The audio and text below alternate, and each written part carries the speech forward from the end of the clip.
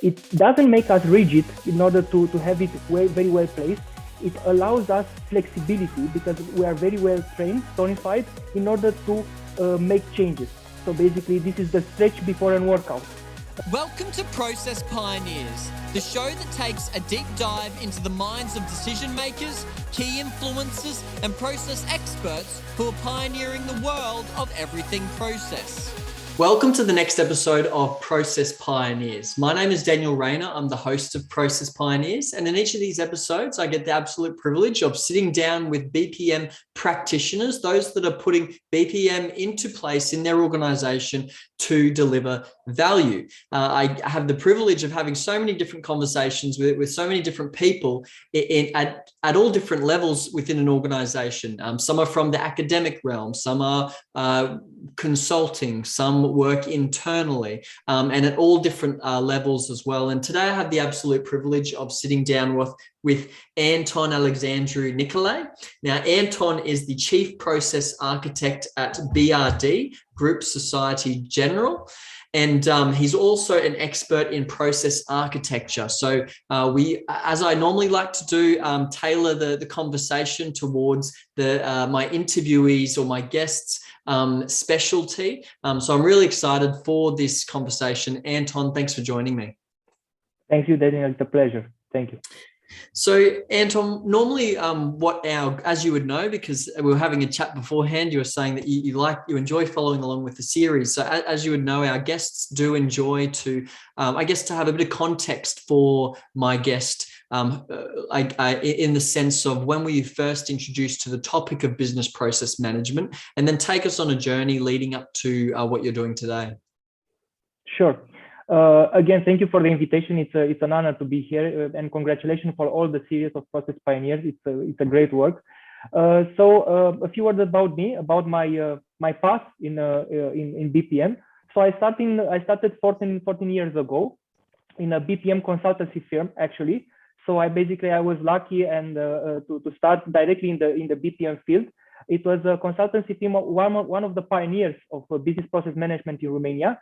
Basically specialized in implementing BPM workflows, automated workflows in systems. And there I worked as a BPM analyst, as a BPM developer at a little beginning, but mostly as a BPM analyst and as a BPM practitioner. So I was working in seeing the whole governance of the processes and actually modeling them in order to be implemented in the BPM system. So these were basically 6 years of consultancy in the BPM realm, with focus on big IT implementation more in the retail selling section with big retailers. And afterward, I made the transition to the banking system as a BPM architect, BPM process architect. So that was a new start because for me at that moment, architecture was something that was dedicated to IT or basically generically to enterprise architecture. But there was a point where I discovered that process architecture can bring so much value to the process landscape. So I was part of the team that in that particular bank, we developed the process architecture from scratch.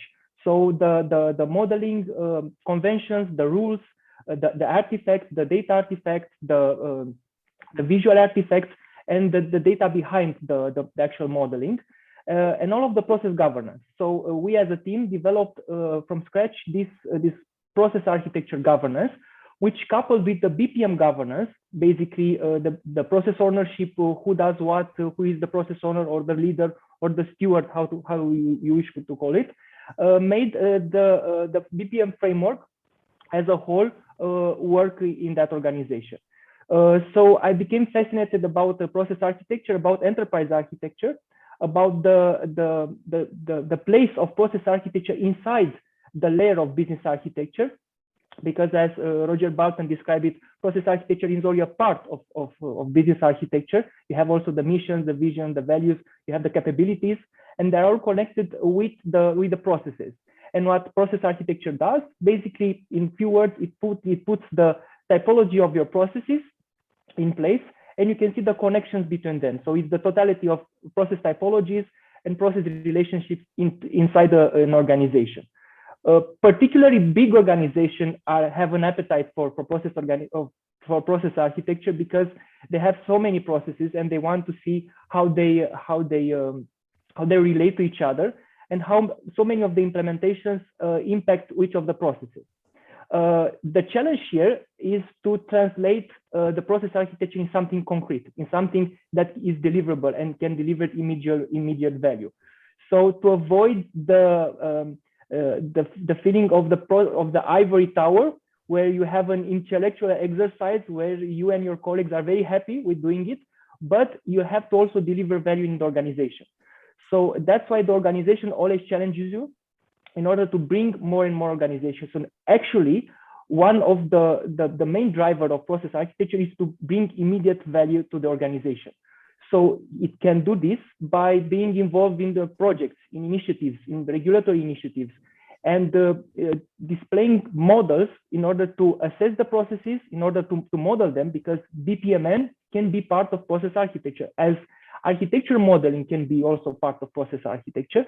And you as a process architect, as does a system architect when it comes to system, are in charge to see all the interdependencies that basically a big initiative does on a process, and how you can impact some other of the processes which that process particularly relate to. So you can bring immediate value by having impact assessment and also describing the process, and very, very important, designing the process. Because I think it's a difference between modeling the process and designing the process. The modeling can, yes, there are conventions which help you a lot in order to describe the reality. But in order to be a designer, you have to be innovative. You have to have some design principles, which we also encompass in the process architecture. So I guess process architecture has different meanings related to different organizations. One can see that process architecture are merely a process catalog, and that's it. Some other organizations see it as being the whole package, the whole stack, with describing the processes as is, with delivering designs to be and target process, and afterwards controlling the maturity of the process, of how they are evolving, and permanently updating the process repository.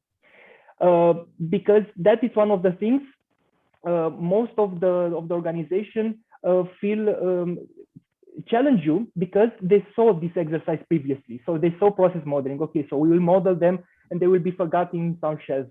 But process architecture, what does is to maintain them updated, and very important, maintain them live. So they will be live. And the most important processes, they can always be consumed by the organization. So this is the goal, in order to see the actual reality.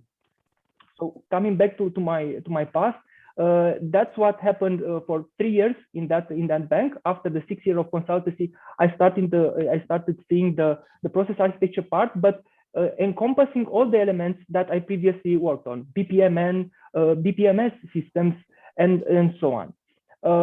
Afterwards, I made the change. I moved to another bank as a chief process architect, where my role is to functionally coordinate a team of process architects and to again develop and build the process architecture. So what we've done here in the last 3 years was to develop the process architecture again from scratch, and to develop conventions, naming conventions, rules, and very importantly, that's the key that should trigger the business, to integrate the process architecture part of the business life. So to see how they can consume it, not only the business, but our colleagues from IT, our colleagues from data, our colleagues from risk, how to consume it, and most importantly, how they see it as being useful. And you can do that, as I mentioned, by being involved in projects, by being involved in regulatory initiatives from the early beginning, as an expert who can make an impact assessment, but further on inside of the project. So, and this comes for every organization specific methodology. So every organization has a way of doing things. So as I said, for some organization, process architecture means only the process catalog. For others, means also the process modeling. But for me, as a best practice, if we can talk about best practice, the process architecture should be a very important component of the process governance. So basically, you have the process governance, which is the entire framework of your organization. You have as a layer, as the foundation, the process architecture with all of your process typology, value chains, all of the descriptions, the models, and very importantly, the data. And on top of it, you have the process management. So basically, the business process management, which is, again, it's understood differently depending on the organization. Process management, where you have the management of the health of your process, the process ownership, when you say, yes, you are responsible as a process owner, leader, steward, as you want to call it, from this part to this part of the process. And you can consume process architecture in order to have tools, strategic tools, that allow you to drive your process strategy, which should be connected with the organization strategy. This is the most important. So I think that is one of the key elements. The process governance should be very importantly connected to the organization strategy. So you have to drive your process strategy from the organization strategy. And furthermore, it's a bidirectional relationship. So you have to provide instruments, tools for the top management to take decisions and to challenge themselves upon your tools. So to see heat maps of the most important processes, or again, as Roger Barton said, pain versus gain. Many of these are very important. So you have to provide them tools, very, very important tools, and to preach upon those tools, because it's a change management, change culture, as many of your interviewers already said. It's to drive this change, because again, the organization saw many times this exercise in different forms. So they have some kind of pushback. When you are telling, yes, we have process, we have to model process, or we have to construct process architecture. So you have to deliver fast, deliver good in a sort of pilot, and afterwards prove your value and create this appetite for what you deliver. So this is very important, to be a partner in this cultural change, on this process approach vision. So here I am. This is the road. I'm a BPM practitioner, yes, with a strong process architecture flavor in the last 6-7 years. Again, I think this can bring good value to any organization. And most importantly, it sounds theoretical, very theoretical in some cases. But as a practitioner, you have to put concrete examples, metaphors on the table in order for the colleagues in all of the areas, including top management, to be your supporter, to be your process champion, to be your stakeholder in this transformation.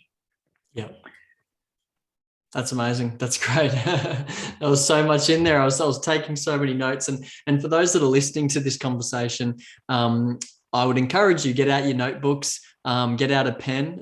We're going to cover a lot in this conversation, I can already tell. So make sure you're jotting down some notes. But Anton, I had a question based on 6-7 years ago when you, I guess, were introduced to process architecture. Do you remember the light bulb moment you had? What was it, a light bulb moment where you saw the value in process architecture, or was it a bit of a journey in understanding the value that having an architecture provides? It was a combination. It was a journey with many light bulbs. So basically, being at the foundation, I'm an electronics engineer. So basically, I'm familiar with the diagrams, with models. But again, there's a saying that there's no perfect model. There may be useful models. And the fact is that what triggered me is that I saw that it's very important to see a visual relationship between the complexity of an organization. So when you enter an organization, it seems very, very complex, even especially if you don't know the industry. So in order to couple it, to understand it, you have to see to synthesize, to boil it to the essence. And how you do that? Boil it to the main activities, the main processes, and see what are the core capabilities of that organization. And I understood that it's very easy to assess an organization, to understand it, and to be one of its mission, vision, value supporters if you understand particularly what it does as a main level of activities. Afterwards, you go deeper and deeper into different processes, different activities, and you start to see the forest and the trees in the forest. But one of the light bulbs was actually to see that a complex organization can be easily understood from a high level, again, perspective, if you have a coherent process architecture. So when we put it, and again, along with the team in which I was part of and designed the process architecture, when we put the main value chains and see, yes, this is the whole organization, and we try to deep dive, different light bulbs started to appear. And afterwards, when we start to model, because one of the questions was, okay, but where is the connection between the actual modeling, the activities of the process with this bigger perspective? So that's what we did when we developed this modeling methodology, this particular modeling methodology, again, driven from the best practices, but adapted to each organization. So we coupled the big picture with the detailed picture. Again, the detail, you should be very careful not to enter in too many details because you will get lost just by analysis. So it's very important to see where to stop.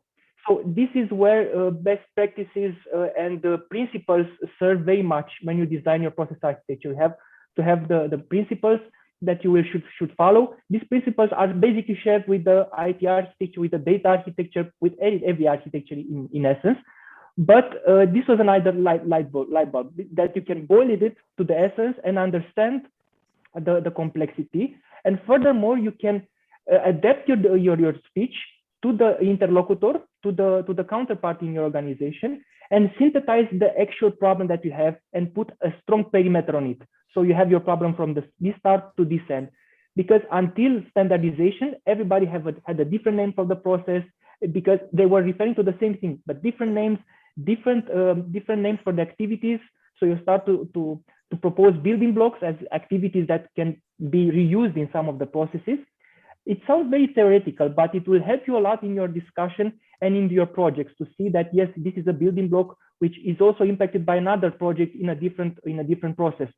So when you put it like this, it may not help immediately the professional which does the process, and they should say, I already knew that, so it doesn't help me particularly, but they will understand that they are helping their conversation with the other stakeholders in when sustaining their point of view to the top management, in when describing the process health. So all of these elements can help them very much.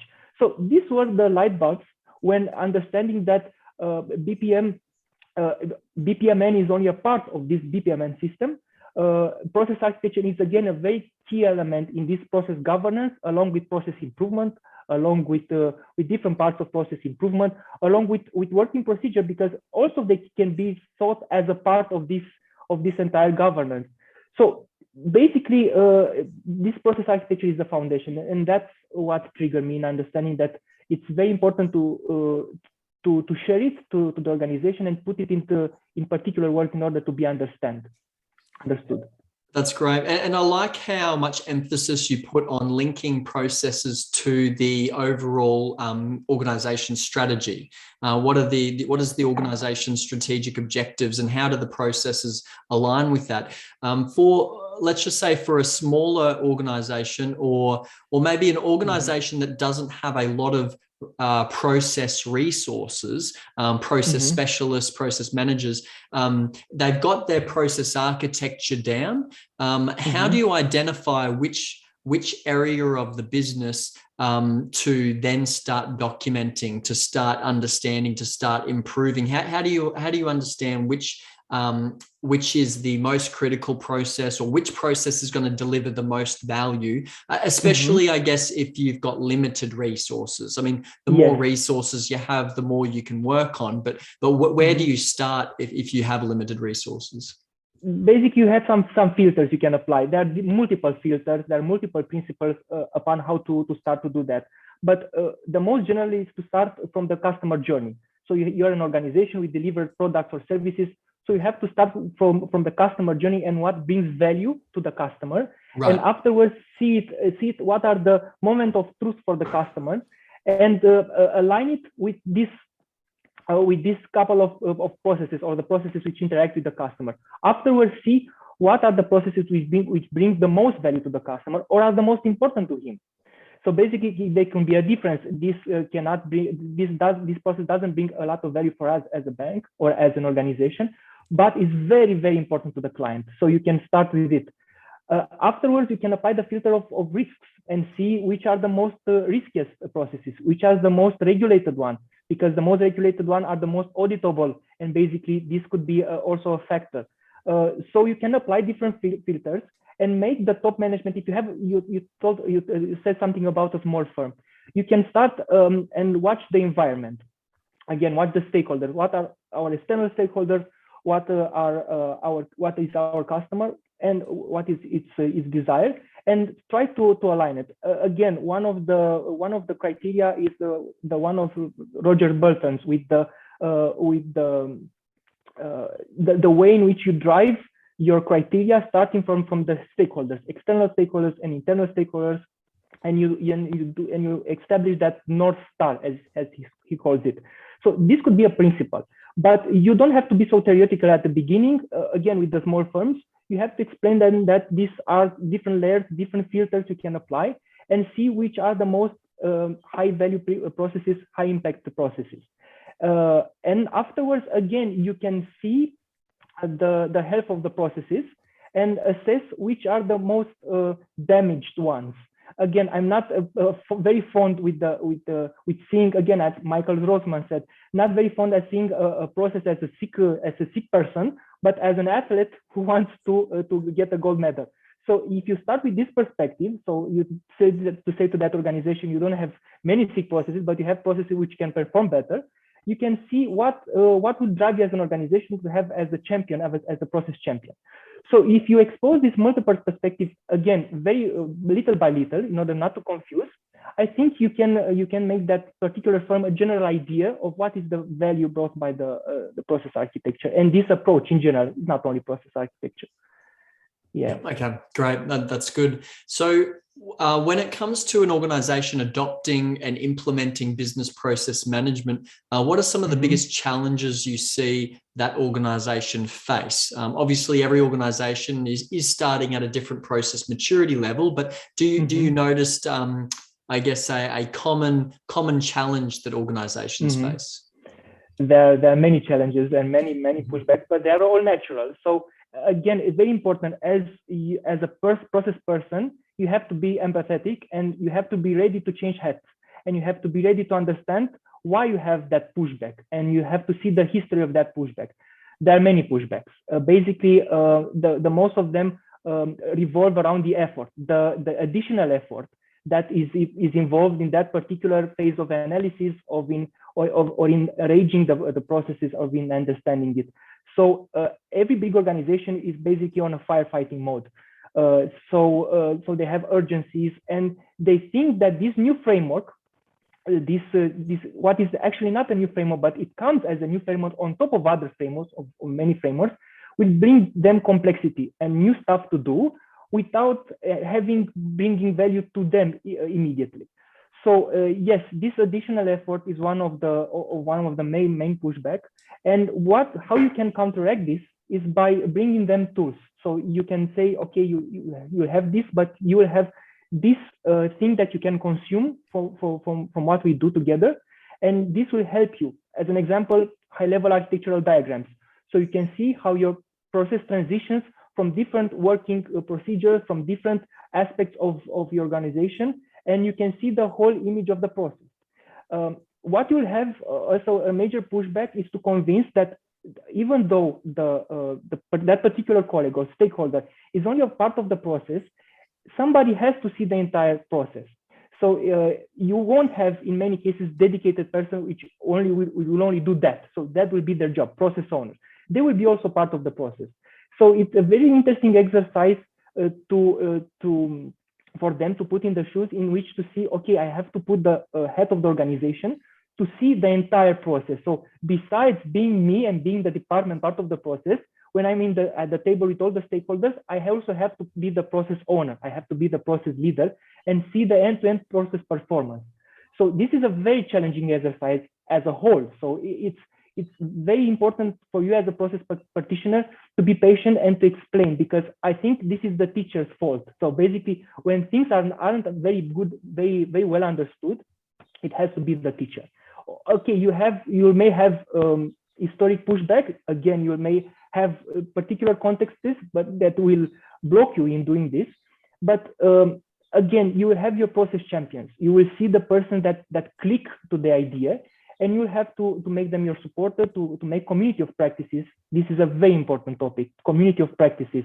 Besides your BPM central team, process architecture team, you have to make community of practices, process experts throughout the organization, and share best practices, and share very, very much different way of designing processes, of improving processes, and be very, very open and knowledge sharing like.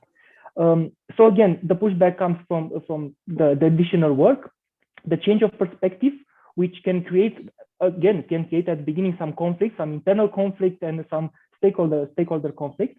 And again, from the idea of complexity, because again, there isn't so much time. Their main job is to deliver value for the customer or the internal beneficiary. It's not so much time to dedicate to you to explain them what brings value. So it's very important for them to see the value added. So that's important to start with a pilot. Again, you can start with a bottom-up approach, top-down approach, and bottom-up.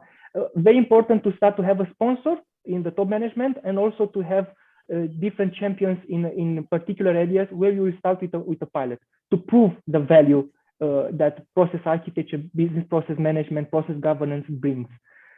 So yes, I know that these are the things that other interviewers mentioned, but basically these are the most challenging ones. Again, it's a very important comparison that I thought about. There's the father of improvisation theater, with Keith Johnstone, and he says that again, it's not the student's fault, it's the teacher's fault. He's also a practitioner of education, and he developed in the 50s the improvisational theater. I think what we have now in our society, in our market, is more not of a play, of a dedicated play, Hamlet to start to end, and we know the process. We come as a public, as a customer, and see the play. It's more of an improv show, of an improvisation show, where we as a client participate and we give suggestions to the actors that have to metabolize the suggestion and put it into place and put it into a process. Again, the improvisational actors are very well trained, and they train, but they have freedom inside the framework. Again, a very important concept. They have freedom, they have a particular framework, but they can explore and they can create a process adapted to the customer needs. Again, in this digitalized world, you have your customers that most certainly will have an input, and they will have this particular need, or you have this situation with the pandemic. You have to be able to adapt. So I think it's a combination between the improvisational theories, which improve creativity, which tap the creativity part of the people. So again, this is a very important part, to be creative, to be innovative, and to be able to discard the as-is process when it needs, and to design the target from scratch, to not be contaminated with the present effect, but also to take it into consideration when you make the transition. So it's a very, very challenging exercise for the process practitioner and also for the stakeholders. But again, very, very good book. This book of Keith Johnstone, Impro, is called, and there are many things I think we can get from that book. That's great. That's great. And speaking of challenges, and you mentioned there the pandemic, how has COVID, I mean, it's obviously disrupted a lot of organizations.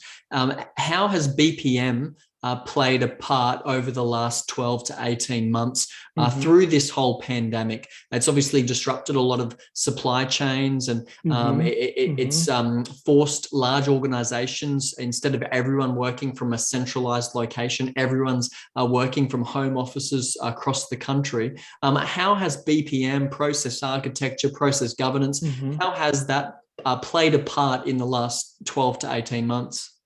Yes. I think it depends again on the organization. But if you have a strong enterprise architecture, where the process architecture has a strong part in the business architecture and all the layers communicate seamlessly, that organization would have responded very well to this pandemic part, because you can see all of your objectives which are driven by the processes, which are using data, which are using IT application, which are using infrastructure. So I think a major advantage would have been an enterprise architecture very well structured and consistent. In particular, processes, it's very important to be well connected to this ensemble of enterprise architecture. But when in regards to only with processes, when you have these scenarios, so basically every organization did different scenarios to adapt this, you will have changes in your processes. So the better you have them modeled, or not so much modeled, but you know their perimeter from start to end, and which are the stakeholders and which are the contributors, they will make you more flexible. As I said, they will make you able to not improvise, because improvise is a deficit term. Be able to create a play for the customer, which says, now we are in a pandemic, I have to do things like that. So you are more flexible, having a strong framework in innovating, in accelerating innovation, because everything was accelerated in this part. So it allows you flexibility. So that's what we preach very much. It doesn't make us rigid in order to have it very well placed. It allows us flexibility because we are very well trained, tonified, in order to make changes. So basically, this is the stretch before a workout. When you have a workout, you have to be prepared. So this is the stretch where we're permanently stretching. So when you have to do a sprint, we'll be able to do it. Again, it's pretty demanding to be every time in the stretching part and be every time ready to sprint. But a good framework allows you to see when it's time also to stretch, how you can stretch, what muscles you can stretch in order to make that particular exercise and go and win the gold medal. So that's the processes are a key part, a pivotal part in this. Again, if you don't have a developed process architecture as an organization, you can have a synthetic one. It's very important, the process approach. You can have start from zero and develop a catalog, start from the principles and have a minimum viable architecture. So it's very important to start, even though you aren't perfect. It's very important to have this minimum viable approach on the high impact processes, but it's very important the cultural change, this perspective of processes to people, that people should know that we have end-to-end processes besides department objectives. Because in this kind of context, you cannot think as a department. I have to deliver this because we are in a pandemic. We have to think as an organization. So start with the minimum viable. Again, in small iterations, pilots, and you should see the added value. That's right. That's really good. And when it comes to putting, I guess, BPM or a process architecture in place, I mean, you've already mentioned this, that you need to be able to prove the value in it. You need to be able to deliver value and show how it is valuable to the organization, to the process participants, to the senior leadership. You need to show how it delivers that value. Do you have any case studies or examples of where BPM has been adopted, or process governance, process architecture, and it delivered significant value, like a story or an example of where that was put into practice, and whether it was an incremental process improvement or whether it was just having that high level overview and it was a light bulb moment for the organization to be like, wow, we've never seen our organization like this. Do you have any examples you can share about wins? Wins. I think one of the major wins inside every organization which uses BPM is that what is called as the process review. So when you have the process review and you watch the health of the process or the performance of your processes, you will have at the beginning many aha moments. So one of the main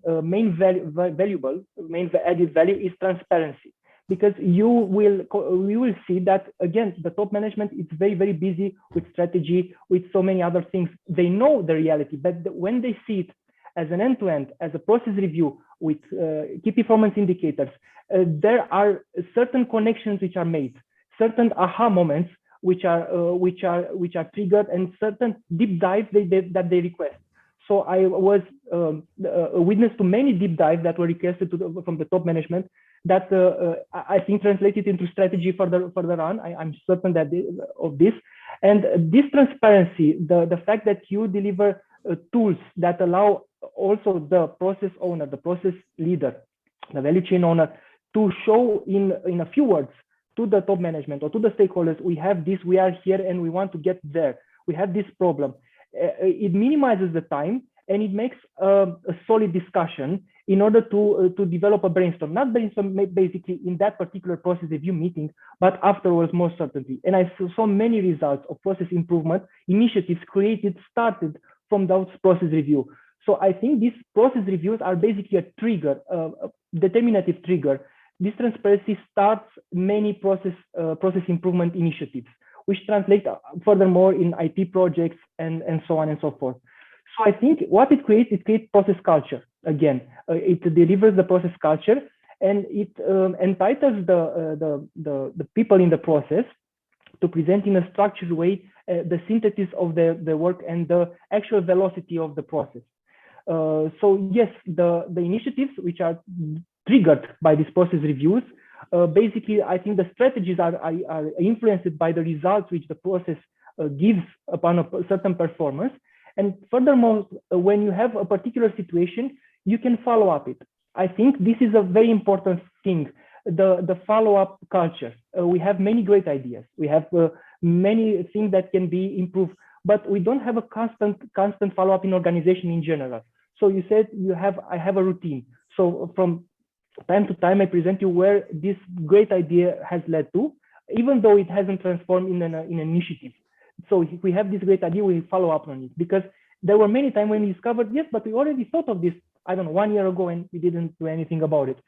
So it creates consistency, it creates value by having a good conversation, and very important, having numbers, having figures, because when you see those figures, it triggers many insights, because again, the top management are very insightful people when they say figures, and they will support initiatives. And you as a process leader, as a value chain owner, you can drive your initiatives and justify them with those aha moments. So you have this aha moment, let's do that. And this initiative maybe is not so valuable because it contradicts that aha moment. So you can have this particular strategy. But I think the most added value, it comes when you have a consolidated strategy. So you have those full criteria upon you challenge your every idea for a strategy. So I have this idea. Okay, does it help my process? Does it help my process vision, my strategy vision? So again, a key part in this particular dance of process management is the vision. When you have a vision, and many people said, okay, we know the vision, we have to be the best. Not so quite. How do we reach that? In what time? Do we want to be something as a second and be the best there? The process vision is very, very important, even though it seems quite trivial. Okay, we know it, but it's very important to be as a criteria when you have different decisions inside that processes. So I think this is I saw transformation in organizations that implemented this business process management. Again, process owners, value chain owners, process leaders, processes, how do you want to call them, but which assumed the role, which did these process reviews, these regular meetings, 1 month, 3 months at the frequency, and which they have involved the top management. It's very important for the top management to be in that meeting and for all the relevant stakeholders. So yes, immediate value was driven by this, but again, with some work at the beginning, because you have to prepare. You have to prepare this material. Yes, right. So when looking at your processes, as you said before, as a process, as an athlete, as a champion athlete, I guess what should your goal be, or your target be, with working on that process in terms of obviously you can do incremental improvements, or you can do a radical transformation, a radical innovation of that process, to deliver value in a way that it's never been delivered before. I guess it's an interesting phrase, looking at, or an interesting idea, looking at your processes as high performing athletes. Because are you looking for your processes to become world champions and gold medalists, as you said, or are you wanting them to be a healthy runner who can do a 10-kilometer race and not fall apart before the end of the race. So I guess the question is how do you know what a world champion athlete looks like when it comes to that process, and how do you determine how far you push that process when improving it?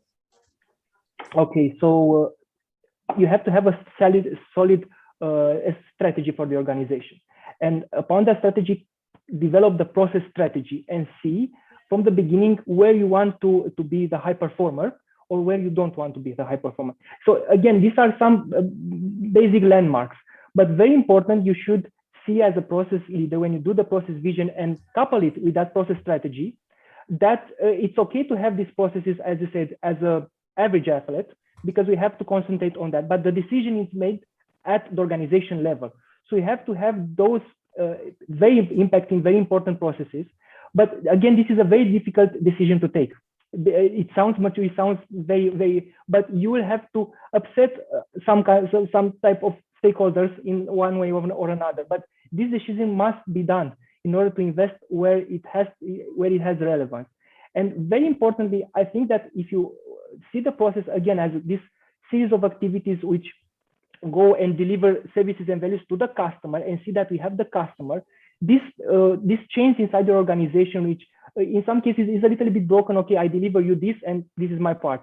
The fact that you see the customer needs, and the fact that you see that we can improve the process in a way in which to make it a better at another gold medalist, is this iterative thing that allows you to see certain improvements. So again, coming to your question, how do you decide what process is to be the champion and what process should be an average athlete? It very much resides in the acceptance of the organization for a process strategy. It differs a little bit from the actual strategy because it's driven from the actual strategy, but you have to see the processes and you have to decide, okay, I want to be that, and that. The fact is that if you have the best processes in the market, doesn't make you the market leader. Right. So it's very important to see where you want to do this and confront it with the market, and see that if it's okay to invest a lot of resources in order to be, and I don't know, to say in the organization we have the best process in the market, but we are not yet the market leader. So it has to be coupled with the strategy. Yeah. Yes, right. And we were talking before about getting buy-in and sponsorship from the executive level, proving that value through, I guess, showing how processes can tie into the strategic objectives of the organization.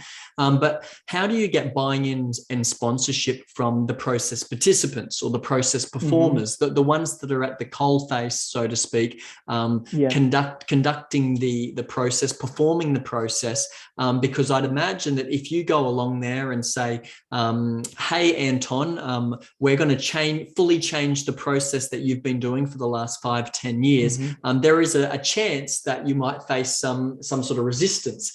So how do you bring them along for the journey so that they not only comply, but they are so on board with this process improvement? I think the important key is to position yourself as a facilitator.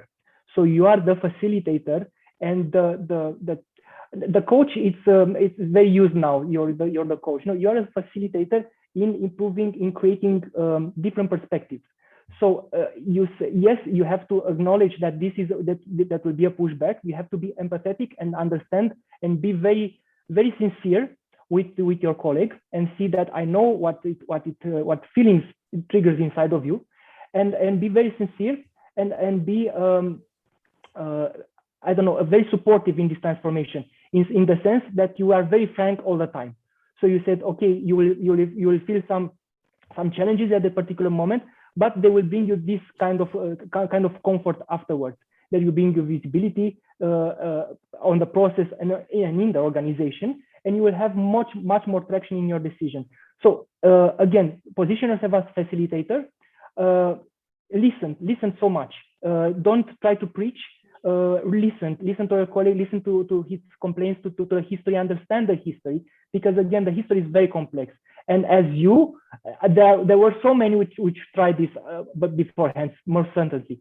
And you have to differentiate yourself by being honest and being true to them, and being very sincere. So yes, we can bring you immediate value. Yes, we can bring you this much value. Let's see how we can, what are your ideas in order to couple it. And very important to little by little change the perspective. So yes, they see their processes, they know their processes. At the first eye glance, it doesn't bring them very immediate value because they're already doing the process.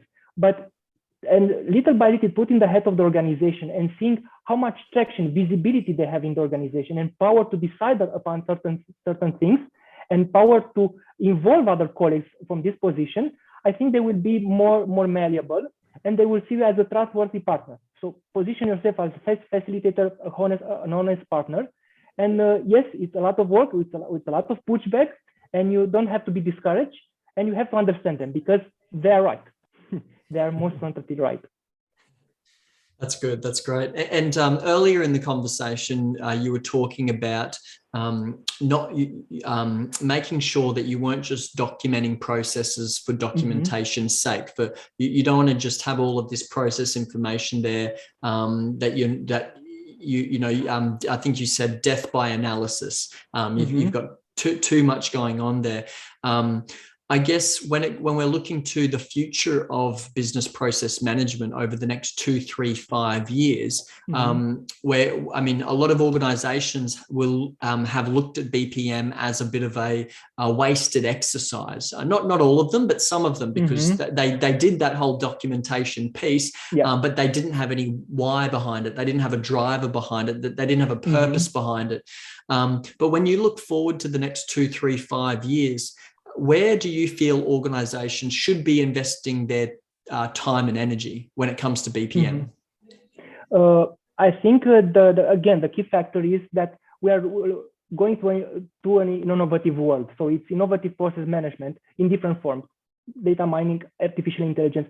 But it's very important to understand that the difference between the fact that your model in the process architecture, when you model them, they go through a governance flow. So somebody models them at a particular time when particular things change. And afterwards, it goes to a peer review, it goes to an architecture review, somebody watches it, you validate it with your stakeholders. So basically, if you have a current updated process architecture on your high impact processes, they are more than models because you use them and you have to make sure you use them in your digital initiatives and your initiatives in general.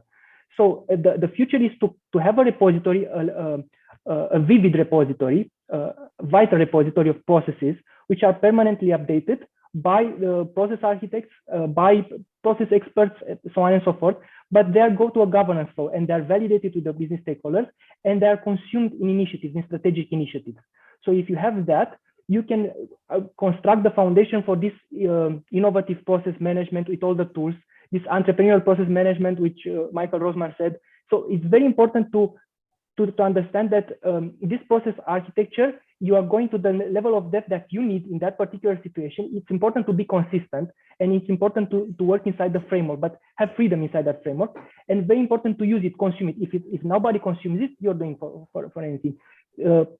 Continuous consumption of this in different initiatives with more strategic, the better, because it delivers more value. So I think this is the future, a solid process architecture coupled with all the layers of enterprise architecture in order to see this innovative process management, which is before our eyes. Yeah. Great. And when it comes to technology in the future, obviously there's been a lot of conversations around robotic process automation. I mean, that's been around for a number of years now. Process mining is quite a popular topic at the moment. When we're factoring in technology and how technology is supporting us when it comes to BPM, what sort of trends are you noticing, and where do you think technology is heading in the future?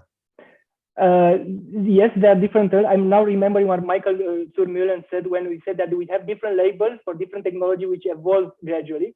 Yes, there are kind of hypes now.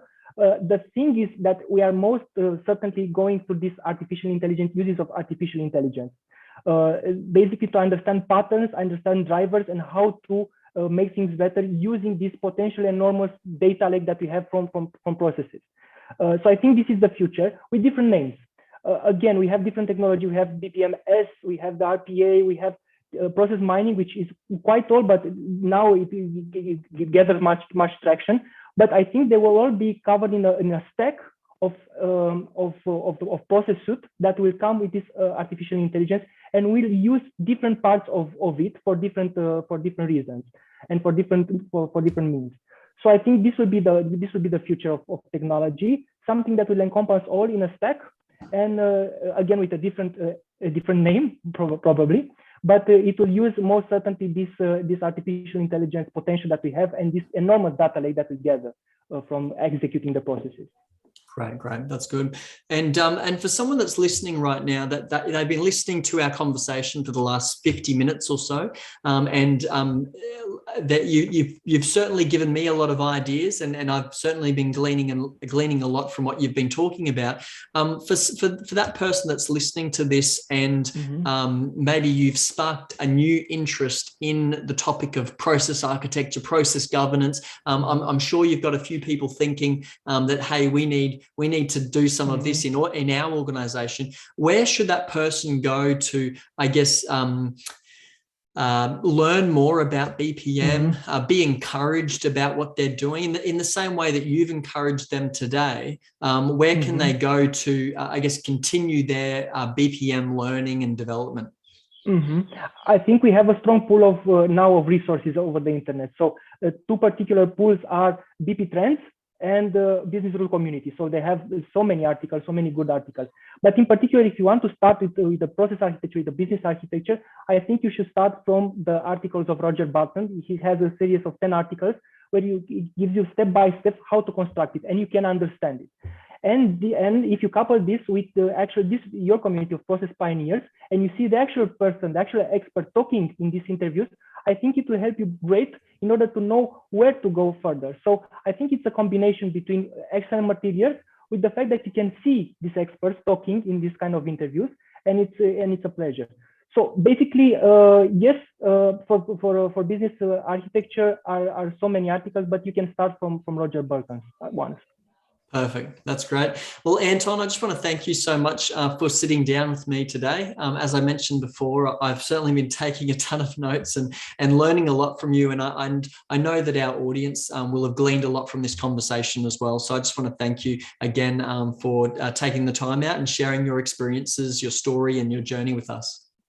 Thank you very much, Daniel, for the invitation. It was an honor. And again, congratulations for the whole initiative. I think it will help greatly the process community that worldwide it will grow from this series of interviews. Thank you.